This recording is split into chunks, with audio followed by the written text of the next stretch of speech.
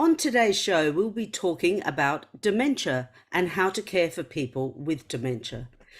Lisette Kluter, the passionate owner of Think Different Dementia, helping families navigate dementia and their carers. She's an occupational therapist and has become a well sought after expert in dementia care. She is the only occupational therapist in South Carolina certified in Skills to Care, an evidence-based framework designed to teach care partners how to recognize an unmet need to avoid triggering challenging dementia behaviors. Hello and welcome to Beyond Diagnosis, a podcast to raise your awareness, decisions, and voice for alternative practices, so you can take back control of your health. I'm Rita Michele, your host, a mindset and empowerment coach, and the founder of the ONUS platform. Join me each week so you can create the health of your dreams. On today's show, we'll be talking about dementia and how to care for people with dementia. Lisette Kluter, the passionate owner of Think Different Dementia, helping families navigate dementia and their carers. She's an occupational therapist and has become a well sought after expert in dementia care. She is the only occupational therapist in South Carolina certified in Skills to Care, an evidence-based framework designed to teach care partners how to recognize an unmet need to avoid triggering challenging dementia behaviors. Welcome, Lisette. I'm so pleased to have you on the show. It's such an important topic. Well, thank you so much, Rita. I am very excited to be here. This is my first international podcast. So thank you for having me on your program. I'm so privileged. Yeah, it's so great. Now, Lisette, can we start with a little bit about you and how you ended up coming down this path for dementia care and for dementia patients and their carers? Wonderful. Thank you very much. That is a very long journey. It started in 1989 when my mom had a massive, what I call humdinger of a stroke, that now 40 years later, she is actually aging with vascular dementia. I was an occupational therapist student already at that time. And so as I started working in healthcare, I started to realize that a lot of people end up in a nursing home not because they cannot everybody thinks it's a physical thing, right? You're there because you physically cannot take care of yourself. But we had so many people in the nursing home who were only there because they couldn't think for themselves. So they could walk, they could do a lot of things. And then I realized I really didn't know much about how to help people with their thinking processes. So I started learning more about that. And then one day I woke up and I'm like, oh, well, you really know a lot about dementia and dementia caregiving. And then, over many, many years, started specializing in that, and then have now recently become the primary family caregiver of two parents who have cognitive impairment. My mom has a vascular dementia, and my dad was diagnosed last May with a mild cognitive impairment, which is a pre-dementia, or can be a pre-dementia position. It is not the reason I started my business, but it has formed my business. I started the business and I specifically called it Think Different Dementia because I'd been in a lot of huge, big international Facebook groups, support groups of family caregivers of people living with dementia, and realized two things. There are two big problems with them. Number one, people feel very protected and anonymous. So they go into these communities and do what I call verbal vomit. They just go blah. And it's extremely negative and toxic. And then the second part of it is I noticed that people are well intended, but they're not giving other people necessarily the best reliable advice related to how to actually take care of somebody living with dementia. So I started the company called Think Different Dementia so that I could try to get people to actually think differently about dementia and dementia caregiving and what that means in the long term. I love that. And that is so true. These Facebook groups are great. They're there for support, for community, to be able to speak to somebody. But like you were saying, on the flip side, there is a lot of anecdotal answers or stories that really, as a professional or someone like yourself who's been working it for so long, you just go, oh my God, no, that's not right. Don't go down that Right, path. It's just filled with, like you say, also a lot of angst, which right. just isn't helpful.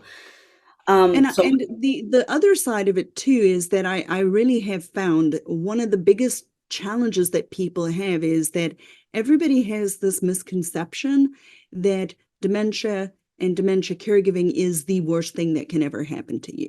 And I really believe to a large extent that those Facebook groups are propagating that whole culture for people. And then the healthcare side really hasn't helped matters much either, because one of two things happens there. The doctor either doesn't diagnose you with cognitive impairment because they don't want to tell you because, quote unquote, I can't do anything to help you.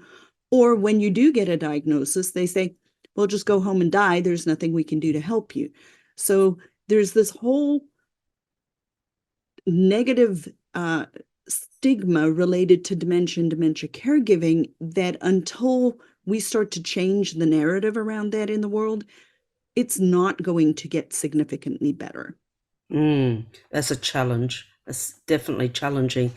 For people that don't really understand, they may just be starting to care for a parent that they think, or they have those very early signs, but they're not really understanding what dementia Mhm. is. Can you just give an overview of dementia, some of the common symptoms, and maybe some of the lesser known symptoms that aren't talked about? So someone for themselves or caring for a parent Mhm. can have a heads up? Sure. I'm going to do it in a little bit different way. I'm not going to give definitions per se, but dementia, the word dementia just is what we call an umbrella term, right? It's an umbrella over 19 primary different types of dementia. There are 19 Wow, primary had no types. idea about that. Yes. And there are 100 subtypes underneath those 19. Wow. So the example I always use with people is I love doctors. I don't want people to misunderstand, but doctors are like a clearinghouse, right? Mm. You go to a primary care physician, and their primary role is you've got diabetes, go see the endocrinologist. You have toenails that are looking gnarly, you go see the podiatrist. Your lungs aren't working, go to the pulmonologist. They're a clearinghouse. But the expectation is that these physicians who are really good at what they do for being a clearinghouse, understanding a little bit about everything, are being asked to diagnose something that there are 100 subtypes of. And how on earth are these primary care physicians supposed to know, well, you have Alzheimer's versus you have this dementia, or you have this one or this one, because they're not being equipped to do that. So it's like taking your Tesla to the Jiffy Lube, right? Your brain is like a Tesla. It's a computer, and we're taking it to the place that's not equipped to actually take care of it. Most of the time, the best thing that I can tell people is that the thing to remember is there really is a difference between somebody being forgetful and somebody actually having memory deficits. So dementia is truly having memory deficits. Being forgetful is normal. We're all forgetful. I've been forgetful. The difference is forgetful means I can track back. Memory loss means it didn't go in. So the the biggest one of the best examples I have about myself is one day I forgot I did something stupid at work, and I forgot where I put my keys. But the moment somebody said, "Hey, Lizette, would you have put your keys in the fridge? Which is what I did. I'm like, oh, yes. I And I think could we've all back, done that. right, to remember something when you go somewhere, right? And so then you can remember. But the flip side that I forgot one was my husband and I had moved, and we always put our keys in a certain place, and the keys were put in a totally different place. And I'm like, I didn't put them there. And he's like, I didn't put them there either. Neither of us can recall, and neither of us can pull it back out again. Neither of us have a memory of that. So it's different. Memory loss and being forgetful are different. The problem that a lot of families have is they'll just say, well, mom's just old, or she's always been that way. Memory loss, not being forgetful, memory loss is not normal. And doctors, unfortunately, will tell you a lot, oh, it's just normal aging. It isn't, or we'd all have memory loss if we're 90. Not everybody has memory loss at 90. It's not normal. So as people who are listening, if you have a family member who is truly not remembering, like not being able to put something in and recall it later on, that is not the same as being forgetful, and it isn't normal, and you need to take notice. And that means paying attention, talking to the doctor, and being the squeaky wheel and trying to have them truly diagnose what's going on. Because the longer, time is brain. We all know this, that when somebody's having a stroke, you don't wait, That's right? right. Because your brain is dying. The same thing is happening with people who are having changes, true changes in their brain, and we're not getting them help for 5 or 10 or 15 years until the problem's so big that it's too late. So, to circle back on what you're saying, so the memory loss, is that a lack of it going in and retaining, or is it that it went in but you can no longer access it, or you have no recall that that ever happened in your life? Like someone may be recalling a story of 20 years ago and you go, that had nothing to do with me. You go, no, you were there. Is that what you're talking about?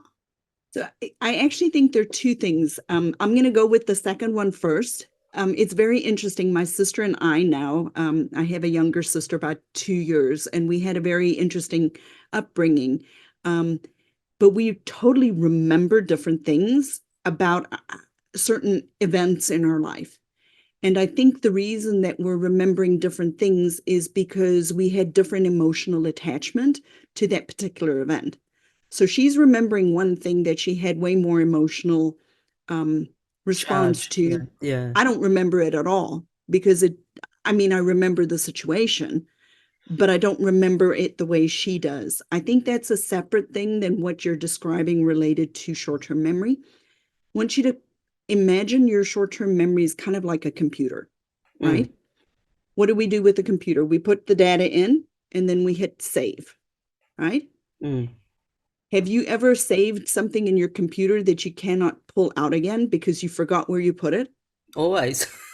Right. My So computer. that's our brain does the same thing. We put some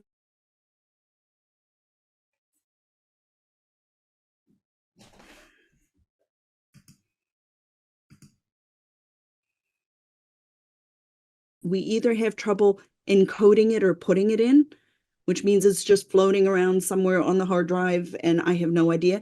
And then I can't find it again because it didn't go in. Or Mm, I encode it, but I can't pull it out again. And that's called retrieving. So, in order for us to make a memory, to remember something, not being forgetful, but remember something, we have to code it and we have to retrieve it. mm, So, when you code it, and you can go back by yourself later on and go through the filing cabinet or find it on the computer hard drive, you've coded it and you can retrieve it by yourself. You can put it in, take it out by yourself. Sometimes we put it in, but then we forgot where in the computer we put it. But if I say to you, Rita, it's kind of over, it was a color, it was in this Like I told you three words and they were colors, and then I just tell you it's a color and you can tell me the color. You coded it, but you couldn't find it again. But when I put you in the right room, you could find it again. That's how our brain actually works with making short-term memories um, on a daily basis, right? And the way we put it into our longer-term memory is we go to sleep. Yes, yes. So when you sleep at night, you move it over. But that's one of the big, one of the big reasons why people will notice the short-term memory first. And short-term is very different than long-term. Long-term is the stuff from decades ago. The short-term is the stuff from the recent intermittent past. What did you have for breakfast? What clothes did you wear yesterday? Where did you park your car in the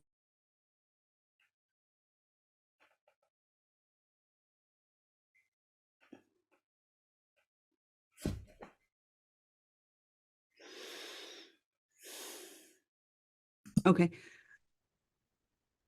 So with your short-term memory, the biggest difference people need to realize is that your short-term memory is the stuff recently, not the long distance things, because people will say, oh, mom can remember years ago. Yes, I get that. That's a totally different thing. Mm. But it's the recent stuff. It's the things like, what did you have for breakfast? Or being able to remember that my daughter told me to be ready at 9 o'clock for my doctor's appointment, and I forget that you told me that the day before.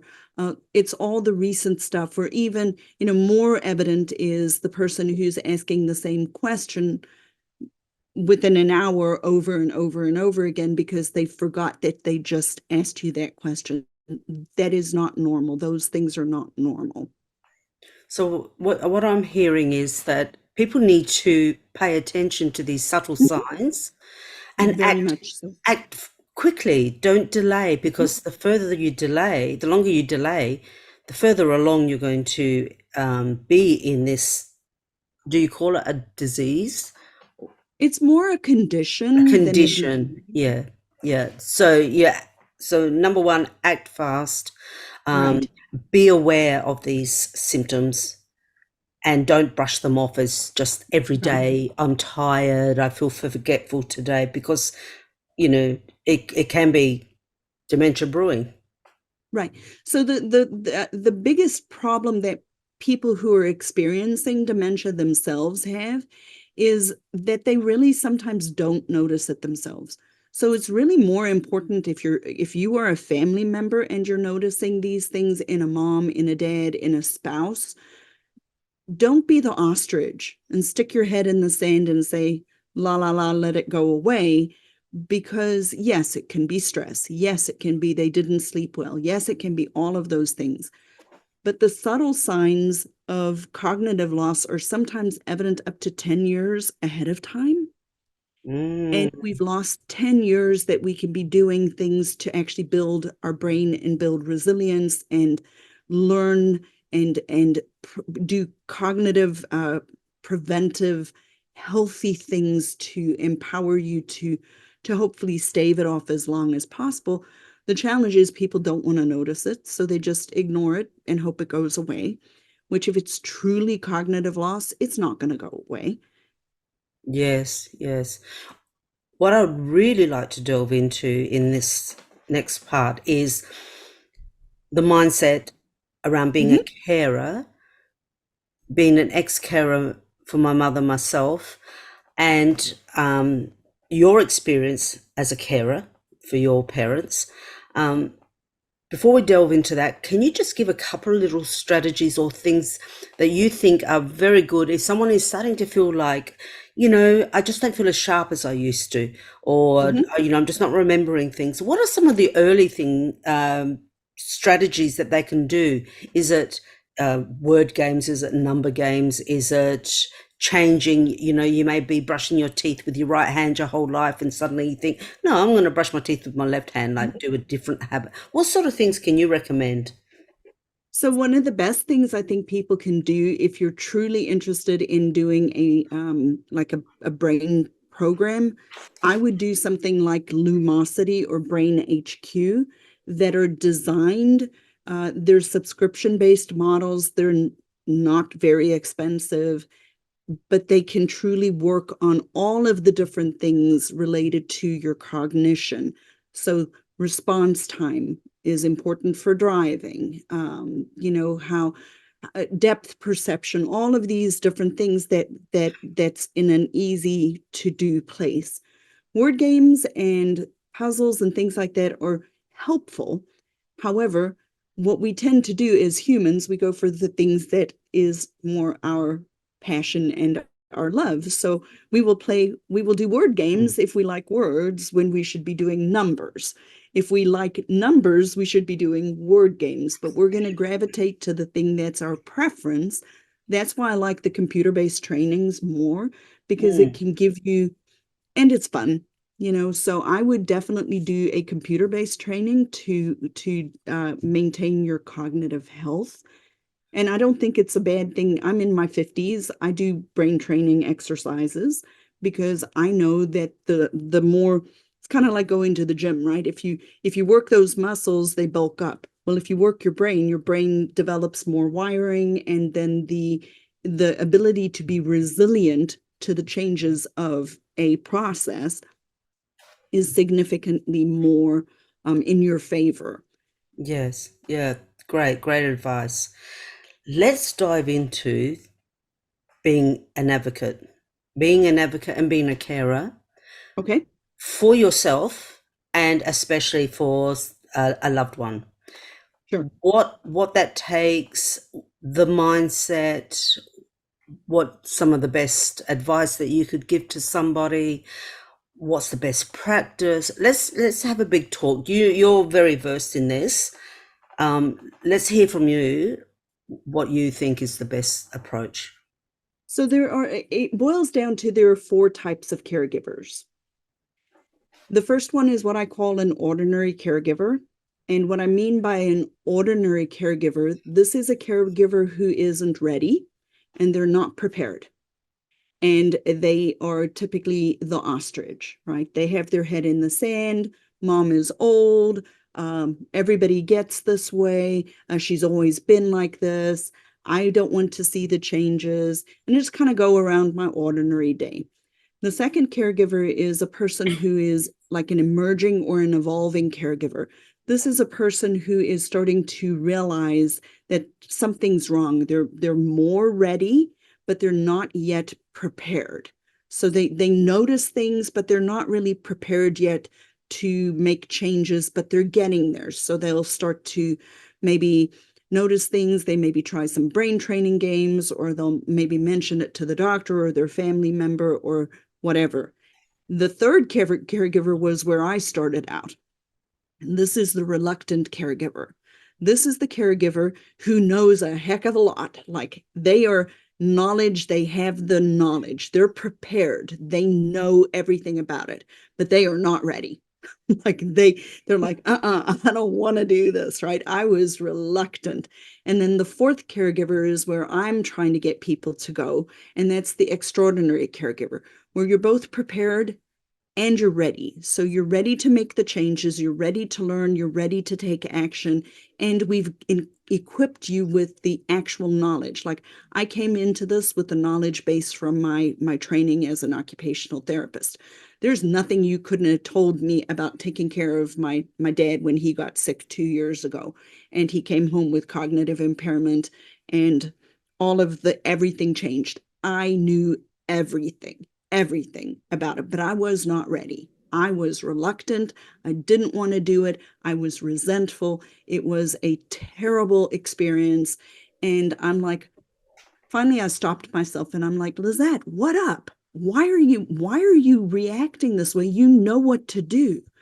And then I'm like, I stopped and I really had to reflect on it a lot. And then I realized that the thing that I wasn't doing that was wrong, that was missing, was that I wasn't ready, that I was thinking about it the wrong way, that I was not deciding to actually take on the role of Mm. being the caregiver, of being the advocate, of putting myself in the driver's seat and deciding what I'm willing to do, what that's going to look like, what the options are, and just deciding to change my own thought process about being a caregiver, because every single time I was in that mental space of, oh, woe is me, and doom and gloom, and I can't do this, etc., etc., it just made me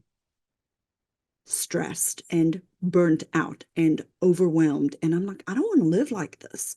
Yeah. I don't want to live like this. So I just made a decision. I'm, not going to live like this anymore. And ever since then, it's actually been remarkable. The more I've started to really realize this, it truly, caregiving is a mindset. It starts with what I believe about it. It starts with what I believe about caregiving, and it also starts with what I believe about dementia. And when people are so frustrated, because I have two parents who have cognitive impairment, I'm not, just the professional saying, you should do all this stuff, but I'm living it every single day. As as long as I think the doom and gloom and the oh woe is me about what we're experiencing, the changes that we have in their lives, then I'm constantly behind the ball. But when I truly just focus on the fact that I've seen people come through this well, I've seen people come through this with their relationships intact, with their own health intact, with all of the good side of life, even though they're experiencing this, I know we can do it. So my passion is to try to help families navigate this using the one thing they can control, and that's we can control what we think. Nobody Absolutely. actually thinks about that, but you can control what you think. That is so true. And it is, as I spoke to you before, I helped care. My mother was in a nursing home and I helped care for her. That was 14 years. And it was that roller coaster at the time when she went in. My son was only 7.5. Right. And, he needed a bit of, a bit of care as well.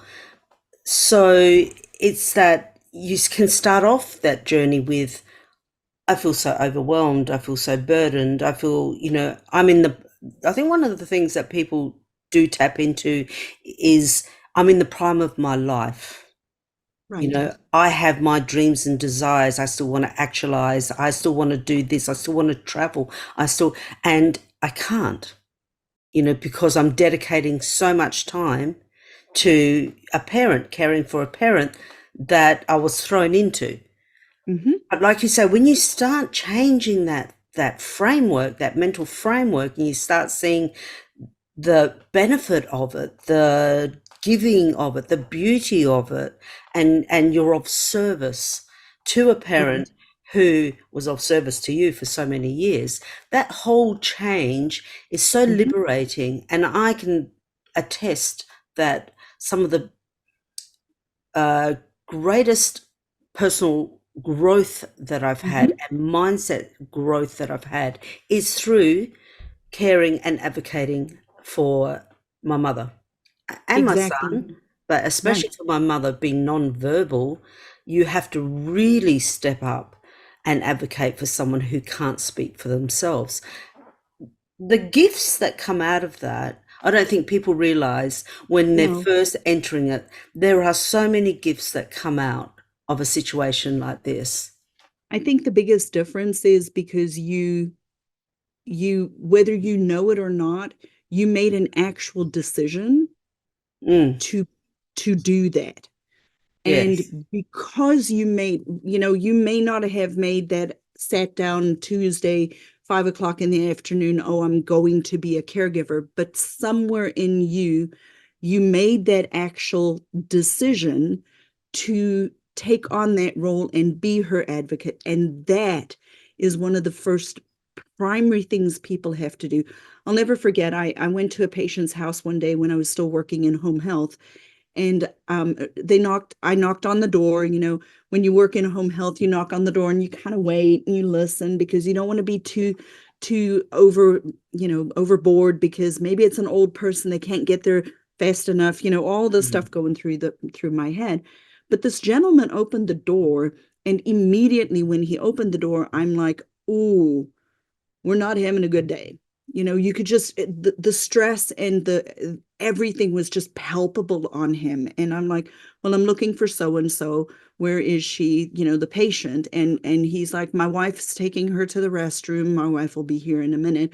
And so we just kind of stood in the foyer and just bantered a couple of minutes waiting on the daughter to come. And so it's an older gentleman in his 50s, right? Not old, and a wife. And she walks into the room, and all of the stress is coming off of her. And I said, "Hi, my name is Lizette, and how are you doing today?" And the very first thing out of her mouth is, "I don't have a choice." Like, that was her mindset about what she was experiencing. And I looked at her and I said to her, I'm like, "Yes, you do." I'm like, "You do have a choice.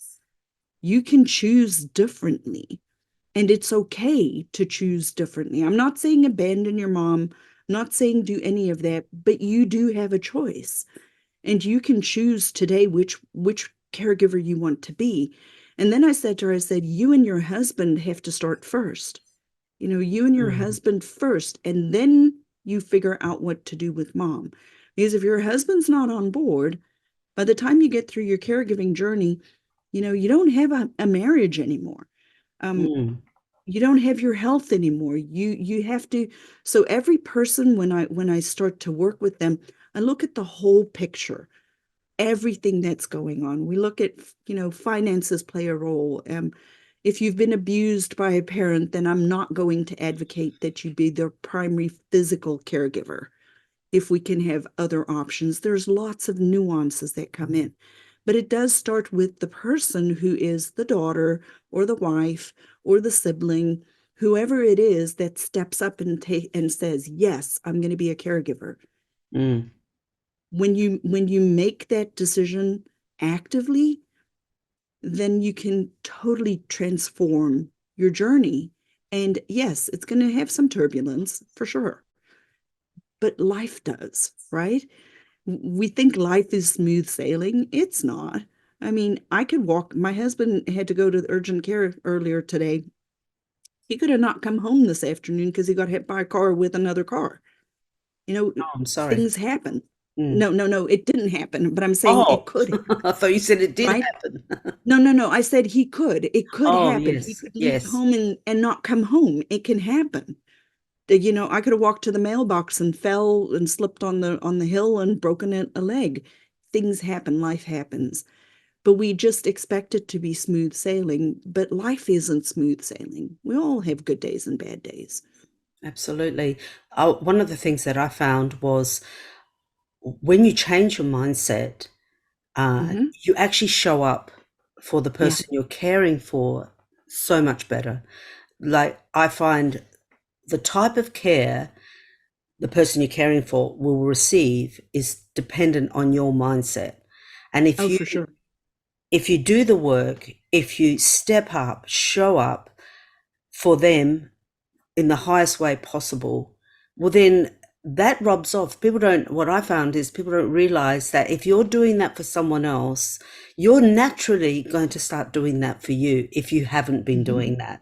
So you'll Yep. start advocating for yourself better.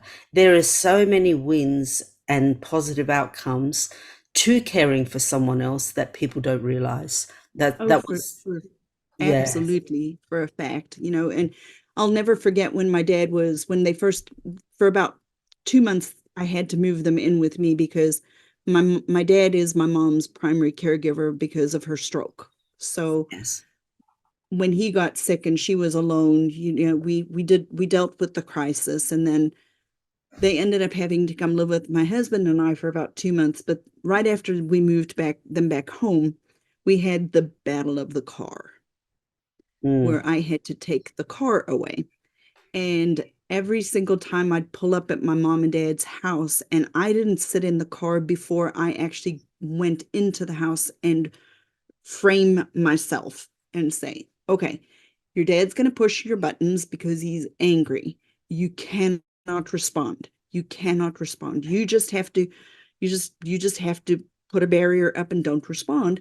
If I didn't do that, I'd walk in and we would go whoosh, and we would have this huge big argument because he was upset.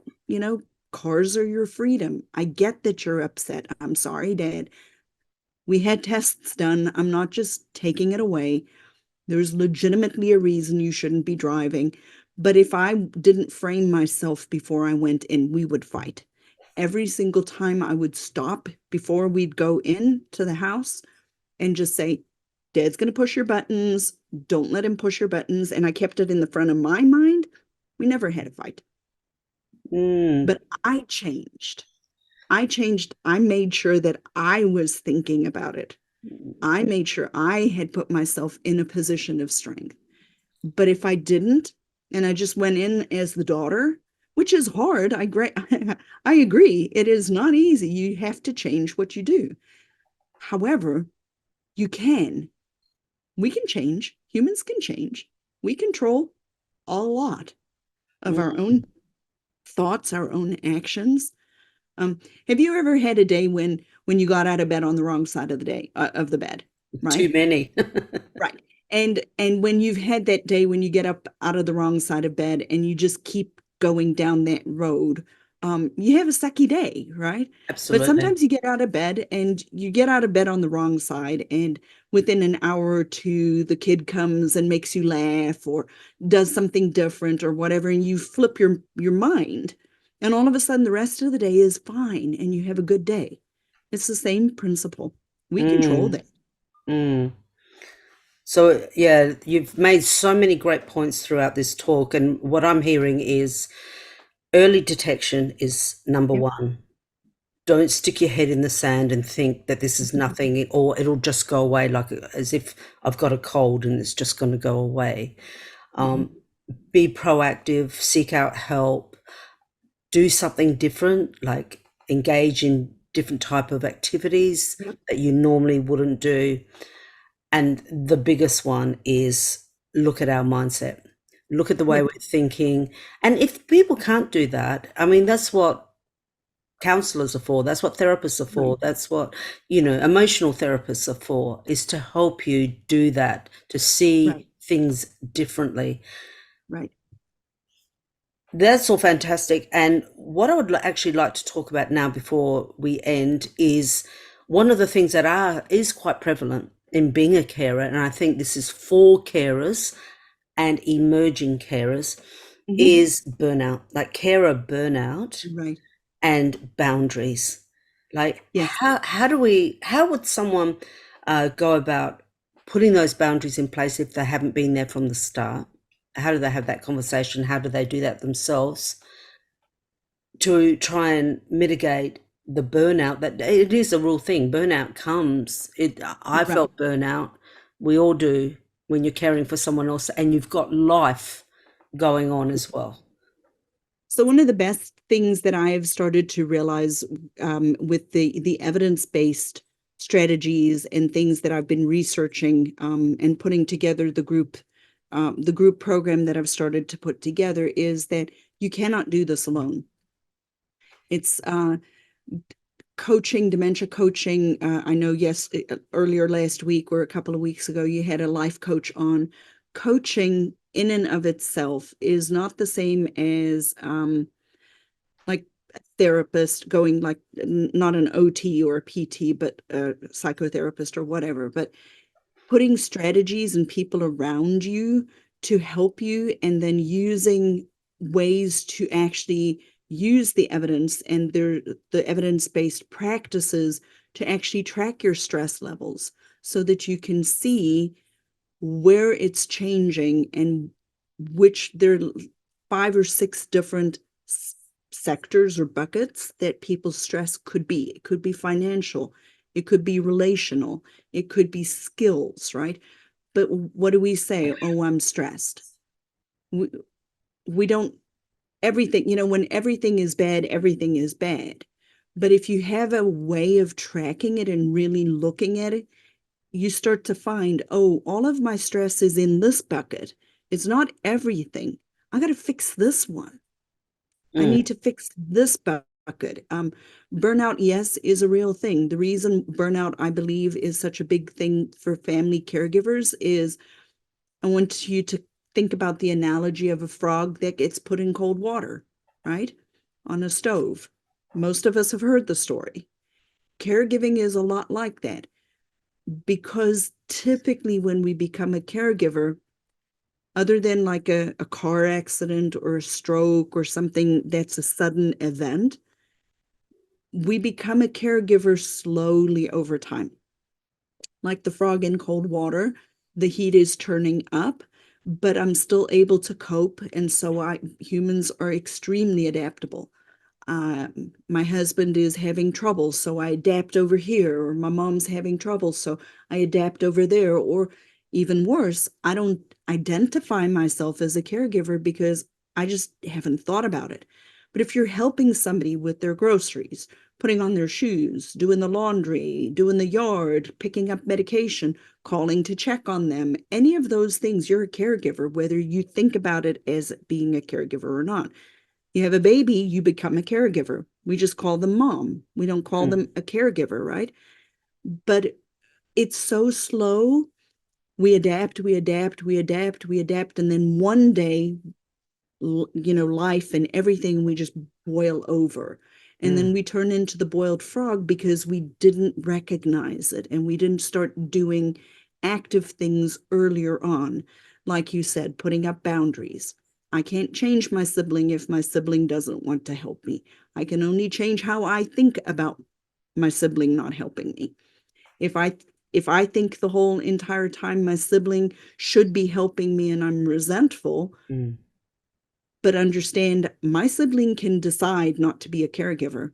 I can decide not to be a caregiver. I can, right?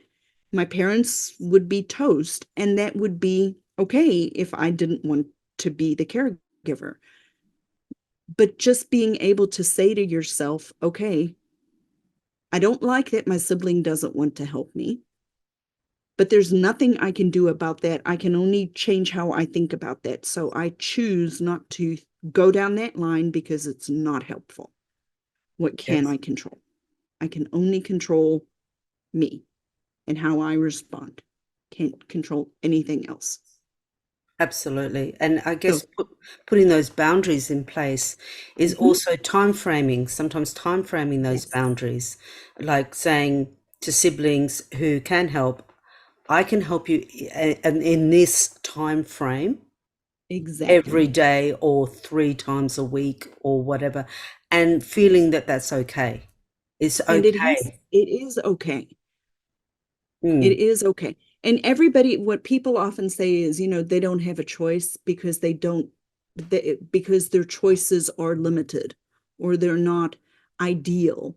But you do have choices. You can make decisions. They may be sucky choices, but you can choose, within certain, very few people have unlimited resources, you know? yes.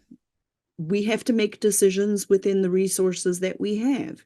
So my husband and I are in agreement. We will help my mom and dad, but we also are in agreement they will not physically live with us, which means we've made a decision. This is the line in the sand. So that means how do we help take care of them without them living with us? What is that going to look like? And then we make our decisions accordingly. May it change? Absolutely, but that is life, right? But at least we have a framework of a plan and we have options and we know what we are willing and what we're not willing to do. And when people start from that position of strength, then you can do things a lot more effectively and prevent yourself from burning out. Absolutely. It's leading from a more empowered stance, having those Correct. kind of boundaries and being very clear in what you want and what you will accept and what you're willing to do Right. empowers you, and then you end up becoming a better advocate. Thinking Absolutely. if you approach it a bit more of the people pleasing and I have to and that stance, that's when you burn yourself out. You start becoming Mhm. resentful, and then the care either of self or of a loved one, I feel then starts going down. This is from or personal both. experience. Yeah, Yes, for yes. sure. Absolutely. One of the things, I'm not sure if you've delved into this area, and I'd just like to ask this question to finish it off. Have you ever sought out any alternative practitioners for your parents? Like tried alternative methods, outside or in combination with medication?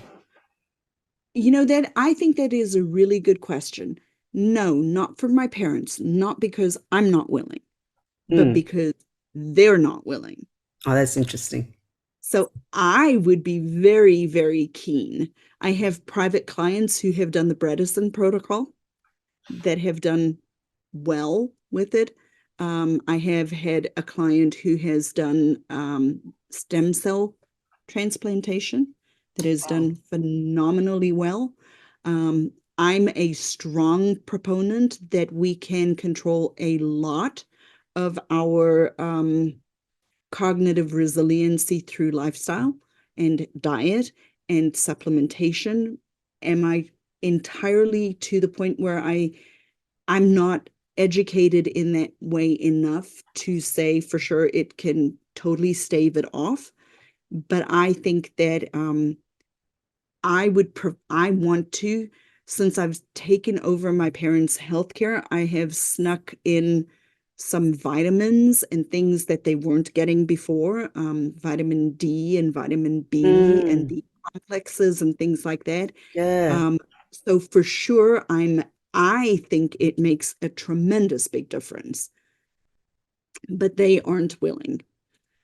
So you can only do what you can do. that's exactly right.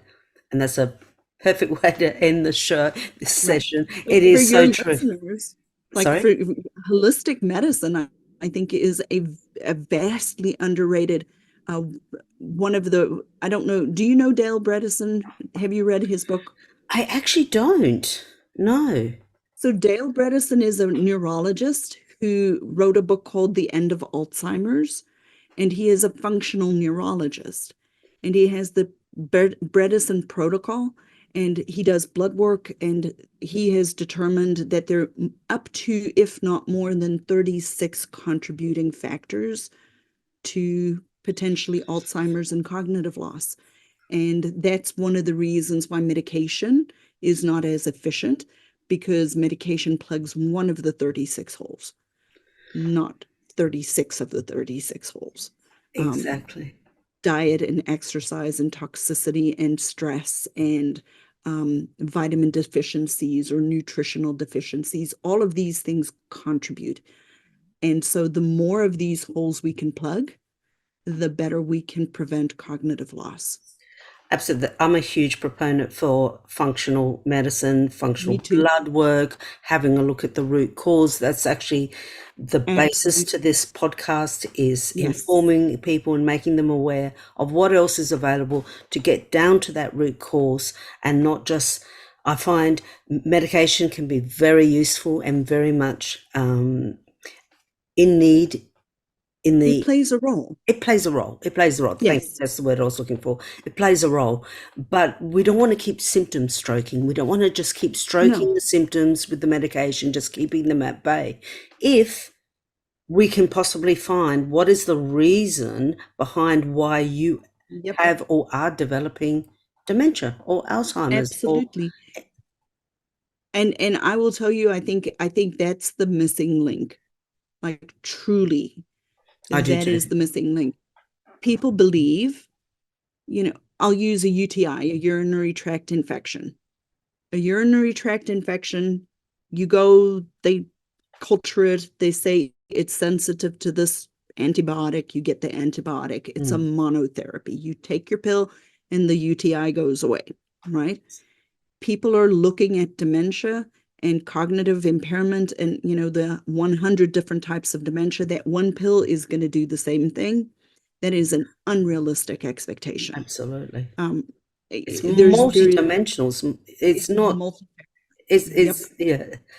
It's not a one-dimensional Nope. approach. It's multi-dimensional, and it's a multi-dimensional issue. Like the mind is so complex, you can't possibly give it Absolutely. one And thing. just, as an aside, the what's also been found, there's a book called Aging with Grace, written by David Snowden. He was an epidemiologist, or is an epidemiologist, and he studied nuns. It's called the Nun Study.